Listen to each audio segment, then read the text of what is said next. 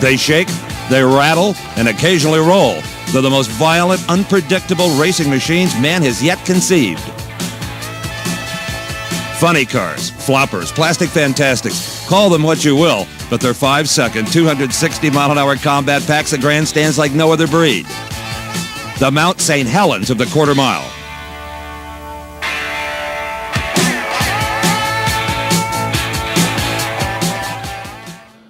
Welcome to our channel and welcome back to the Vega.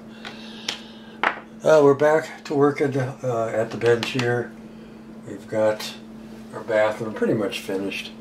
Just some minor touch-ups here and there, but our bathroom is finally done and we can enjoy it. So now it's time to get back to playtime. That's always a good thing. Okay. We got the engine finished. We're on step number 8. That's starting the assembly of the frame, which we have here. A couple things I want to talk about real quick. This might be a bit of a long video, but that's the way it is. I had a couple issues with the engine during the final stages. One is the blower belt. I had no issues getting it on. It just slid right on there. Nice and easy peasy. It's a vinyl belt. And I was sitting in here looking at it thinking, boy, that looks pretty good. And it popped off and flew across the room. It broke in half. So I had to super glue the bottom of it. Put the seam down at the bottom of the pulley where you couldn't see it. And then once the super glue was dry, I went and put it on top of the pulley here and put the belt back. So watch the belt. I don't know why it broke. It went on just fine. It's really not stretched that much, but my belt just tore. Kind of reminded me of the belts that used to break all the time on the Polar Lights kits. Those blower belts were always breaking. But yeah, so watch the belt. A couple of the lines here that go down from the blower to the fuel junction right here. It called for using the gray tubing. I didn't use the gray tubing because the gray tubing I think is a bit big. It'll slide over the fitting and all, and it just don't look right in my book anyway. Don't look right. So instead of using the gray tubing for the fuel lines, I used the black tubing. And same with the oil lines down here, called for using the gray lines. But again, I used the black tubing just because I think it just looks better. The gray tubing maybe we'll use for the chute cord. Maybe we'll use for the brake lines if it has brake lines. That looks a little bit more to be, would be a little bit more accurate. But I just wasn't feeling it on some of the lines that they told you to use it for on this engine. The black is much better. Now there's a couple lines on this engine. I use my own tubing because I have actual rubber tubing. I don't remember where I got it from. I think I got it from Packitans, which is out of business now. But this is not vinyl, it's rubber. And it's not as stiff as the vinyl tubing. So there's a couple spots here where I had to snake it through, and I thought the rubber tubing would do a better job of keeping its shape and looking more authentic. Like right here on the bottom, this union here for the oil, it goes from this union to the pan. I kind of snicked it through there, and that's my own tubing, and I think it just looks a ton better. I don't know if you can see it that well. This is the kit supply tubing. There was one tubing up here that went from the fuel junction here back to the fuel rail for the intake. That's mine, rubber tubing, because again I wanted it to have a nice soft curvature. I didn't want it to kink, so I used my own tubing there. Also too, in my one of my videos, I don't know which one it was, I incorrectly said that this fuel rail is an extra fuel rail, and I totally forgot. I had a brain fart. Totally forgot about the fuel rail for the blower or the intake. So that's not an extra fuel rail, it's for the intake, the one that's real deep. So anyway, but we got everything all plumbed up according to the instructions. The small pins that are on the headers for the coolant that goes from the header up to the block here, the instructions that Revell gives says to cut it, the tubing, about 1/4 of an inch, or no, not 1/4 of an inch, an inch and 1/8, about 1 1/8. I cut mine 1 1/4 because I think 1 1/8 is too short, and it just barely hooks onto the nipple right here that this tubing goes onto. So by making it just a little longer, it fits much better. So that's the story on the engine. In the instructions, the linkage up here on the blower, they don't give you a part number, but it's part 31. Let me get my pointer here. I'll just use a paintbrush. This linkage right here, it's a part number 31. It doesn't say the instructions what part number it is, so look for 31 on that. And then also too, the instructions from Revell don't say where this oil union goes, which is right here on the side of the block. There's a mounting pad on the side of the block. That's where the this union, that's where you glue it onto the mounting pad. So if you're wondering about that, that's the story on that. So other than that, you know, the engine looks pretty good. We got the boots painted black. We got the headers painted black. We got, all, as I said, all the plumbing on the engine now. Got the belt on, blower guard, or the pulley guard, all on there. We got the bell housing on here. So that's all pretty good. So that's the 426 Hemi looking pretty spiffy there. So that's that. Now I want to talk about the rear wheels. I really screwed them up. I mean, really bad, to where I can't use them. I don't know what happened to the rear wheels. This makes no sense to me. You know, the rear wheels come chromed, and I thought, you know, I didn't want them shiny chrome because in real life they're more of a brushed aluminum kind of look. So I didn't want them to shiny chrome. So I thought, okay, I could dull coat them, but I thought I got that Krylon plating, chrome plating that looks more like, you know, a brushed aluminum.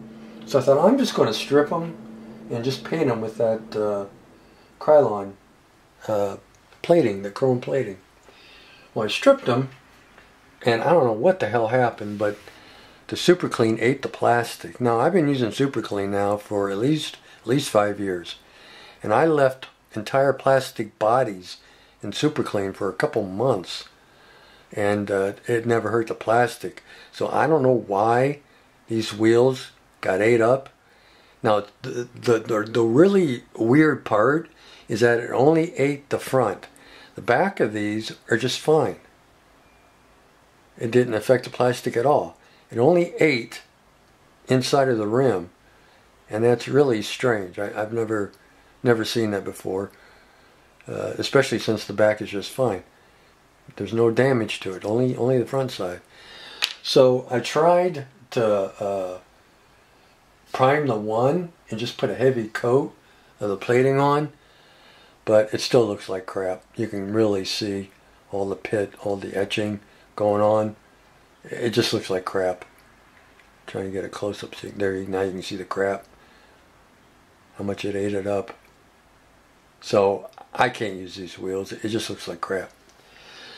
So I have another set of 1/16 wheels that are the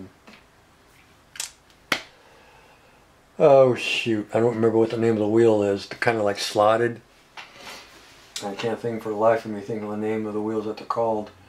And I could switch over to those for the slicks, which by the way I ordered 1/16 Goodyear decals for the slicks from Slicks. So those are coming, but I could run those instead. But I contacted Atlantis today, and I told Atlantis, I even sent them a picture of these rims saying, I don't know what the hell happened. I put them in Super Clean. It didn't affect the back, but it ate out the front, and it looks horrible when I go to paint it. So is there any way that you can send me another pair of these wheels? And the guy wrote me back, and he said, oh yeah, no problem. Just give me a mailing address. You have to pay for shipping, which is fine. I don't care. I'll pay for the shipping and the wheel. I don't care. But they said, yeah, no problem. I'm more than happy to help you out and get those replaced, because even the guy said those look those look pretty bad. Those look like you pulled them out of a junkyard. So Atlantis, big kudos and shout out to Atlantis for great customer service. They're sending me new wheels for the green elephant. So I don't know, maybe I'll just leave them the shiny chrome. I don't want to screw the second pair up. Even though, you know, they really weren't shiny. Or maybe I'll just use some testers, a dull coat, or some Model Master acrylic dull coat, and to make sure not to hurt the wheel any. Apparently this brown plastic is just a funky kind of plastic. I mean, it really ate the crap out of it. But you know, it's strange that it ate the front side, but you know, it let the back side alone. Didn't even phase it. And the other parts that I put in the Super Clean, the valve covers, the firewall here, the bell housing, I did the same thing with that, and the Super Clean didn't, you know, eat the plastic there. So it's just really strange that it ate the wheels and really tore it up. So I don't know. It's one of them Scooby mysteries, I guess. It'll never be solved. But so that's the story on that. We got new wheels coming, and I still got a lot of work to do on the frame anyway before I even get to putting the wheels on it. So by the time I get the wheels, we should be ready for them. So that's that. The frame, not too bad. I didn't have really any issues with it. Used the old tube glue, Tester's tube glue, because I love using this stuff for funny car frames. It holds the part in place. It dries slow, so you can adjust.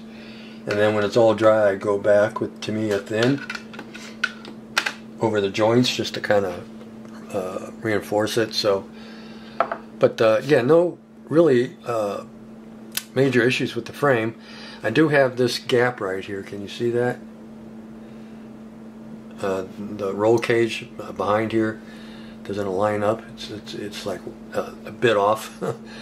But I'm not too worried about that. I can use some Gorilla super glue and hit it with some kicker, and then get it to stay up against the front rail here.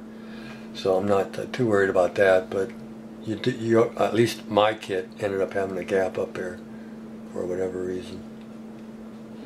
And then there's a nasty seam right here. This right here is epoxy sculpt, epoxy clay. I'm gonna let that dry and then sand it. A reason why I wanted to use the epoxy clay is because it gives this joint here some strength once it dries, and I won't have to worry about it coming unglued or broken or what have you. Come on, focus. There we go. So I'm just waiting for that clay to dry, and then we'll sand it, and then we'll glue the back part on here. We got a little bit of splaying going on back here. These are the mounts for the rear bulkhead that hinges the body. So I might have to run these under hot water to kind of bring them in a little bit, but they're kind of splayed out. But other than that, no real issues with the frame. You know, went together fairly easy peasy. So we're good there. Oh, excuse me. What else? I think that's about it. Yeah, I haven't done anything with the body. It's still sitting here in black primer, so I haven't really done anything to it. But yeah, that's where we are at with the Hemi. I think it's looking pretty good there. And that's where we're at with the frame here. That's looking pretty spiffy too. Put it up here. There we go. So that's looking pretty good. Once we get some of the pieces, parts glued down and tacked in there, then we can continue on with building the frame. So that's the story on the green elephant.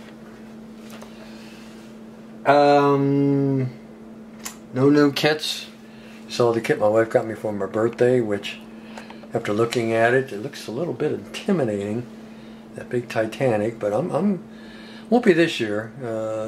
Maybe spring next year. We're gonna give that big old boat a tackle and see what happens with it. That's all I got. Yeah, that's all I got. Again, a big shout out to Atlantis for great customer service and being kind enough to ship me out some new wheels that I screwed up.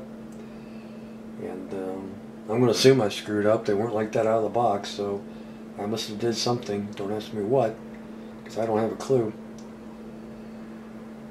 But, you know, as they say, shit happens. Alright guys, we'll see you. Take care.